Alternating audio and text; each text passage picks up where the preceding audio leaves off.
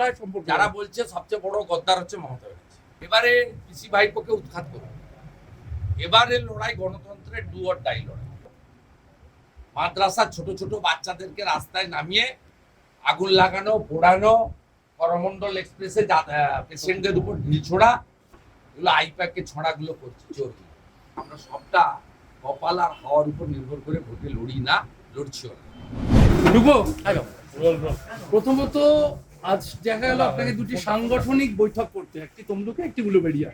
এই যে সাংগঠনিক বৈঠক বা ধরুন কমিটি মিটিং, এগুলো লোকসভা ভোট এলে আরো কি বাড়বে, কতটা কি দেখছেন? কি লোকসভা ভোট তো শুরু হয়ে গেছে, এমসিসি চালু হয়ে গেছে, আমাদের 38 জন প্রার্থীর নাম ঘোষণা হয়ে গেছে, প্রার্থীরা প্রচারে আছে।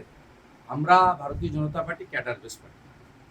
আমাদের পশ্চিমবঙ্গে অন্তত 50,000-এর বেশি বুথে আউট অফ 77,000 আমাদের সংগঠন রয়েছে।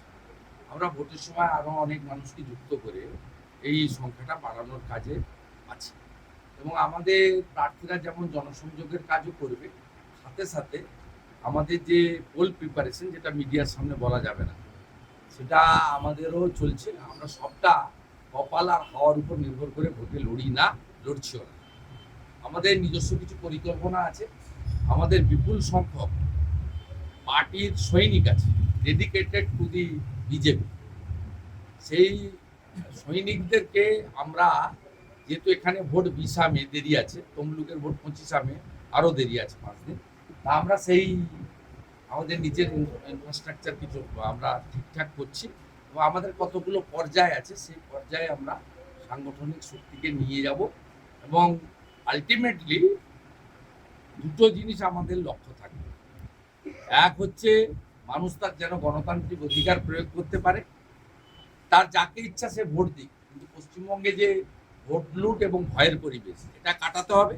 শুধু কেন্দ্রীয় বাহিনী বা ইলেকশন কমিশনকে দিয়ে হবে না, এটা জনজাগরণের দরকার আছে, প্রতিরোধেরও দরকার আছে প্রয়োজন। এই প্রস্তুতিটা আমরা 1 নম্বর নিচ্ছি। দ্বিতীয় কথা হচ্ছে যে আরো বেশি সংখ্যক মানুষকে আমাদের সঙ্গে যুক্ত করা।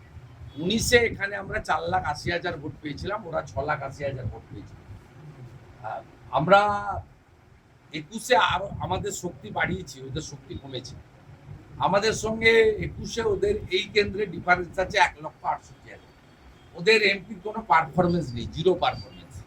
আমরা সন অফ দি সয়েলকে ক্যান্ডিডেট করেছি, অর্গানাইজেশনের লোককে ক্যান্ডিডেট করেছি। মানে পার্টির হোল টাইমার ক্যাডার, ভোর 6টায় যাকে পাবেন রাত্রি 12টায় তাকে পাবেন, এমন ডেডিকেটেড লোকজনকে ক্যান্ডিডেট এখানে হয়েছে। স্বাভাবিকভাবে আমরা এই কাজগুলো করছি, সবটা তো প্রেসের সামনে নয়। আমাদের 30 তারিখেও আরেকটা 3,000 লিডারশিপের সভা এখানে হবে, আন্দুলে বড় সভা আছে। তার আগে এখানে 3,000 আমাদের ইম্পর্টেন্ট ওয়ার্কার্স, ফাংশনারিজ, কার্যকর্তার সভা আছে, যেখানে আপনারা প্রথমে ছবি তুলতে পারবেন যখন আমাদের ব্যাচ ফ্যাচ পড়াবে বা উত্তরীয় পড়াবে, টিকা পড়াবে, তারপরে বেরিয়ে আসতে হবে। আমরা আমাদের কাজগুলো করতে থাকি। আমরা এবারে পিসি ভাইপোকে উৎখাত করব। এবারে লড়াই গণতন্ত্রের ডু অর ডাই লড়াই। 2019-এ ভোটের পর দেখা গেছিল সিএ নিয়ে উলুবেড়িয়ায় আন্দোলন শুরু হয়েছিল এবং আমার যেটুকু মনে পড়ছে তাতে 10ই জুন 2022 নুপুর শর্মা এই অফিসটা জ্বালিয়ে দিয়েছিল, এই পার্টি অফিস ভাঙচুর, আগুন লাগিয়ে দেওয়া হয়েছিল। এই যে ঘটনাগুলো, তার কি এই নির্বাচনে এগুলো অন্যতম ইস্যু। এর জন্য দায়ী মমতা ব্যানার্জি, এর জন্য কোনো ধর্ম সম্প্রদায় দায়ী নয়।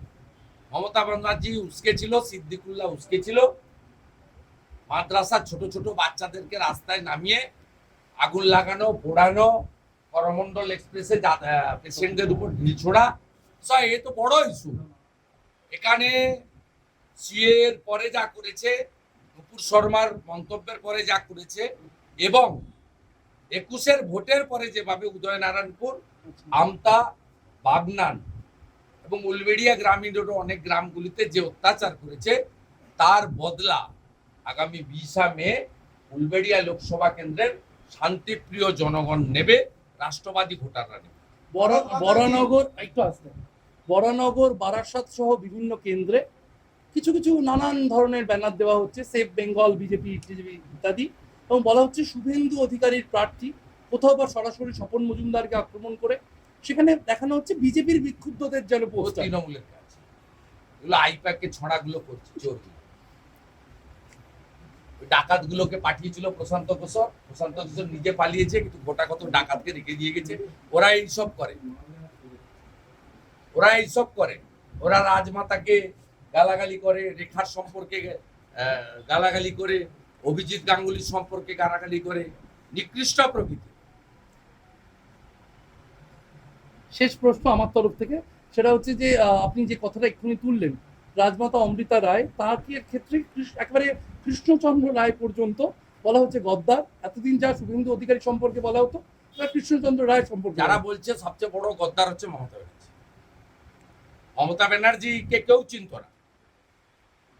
রাজীব গান্ধী ওকে 84 সালে টিকিট দিয়েছিল সোমনাথ চ্যাটার্জির বিরুদ্ধে, তাই মমতা ব্যানার্জিকে লোক চিনতে পেরেছে। তারপরে মার খেলো, রাজীব গান্ধী এসে যুব কংগ্রেসের সভানেত্রী করে দিয়ে গেল। ও প্রথমেই 98 সালে সীতারাম কেশরী সভাপতি ছিল কংগ্রেসের একদম সামনে থেকে ছুরিটা লাগিয়েছে। রাস্তায় ফেঁকু করে ঘুরছিল, ভারতরত্ন অটল বিহারী বাজপেয়ী আশ্রয় দিল। সেই অটল বিহারী বাজপেয়ীর সঙ্গে 2021 সালে পিছন থেকে ছুরিটা মারল।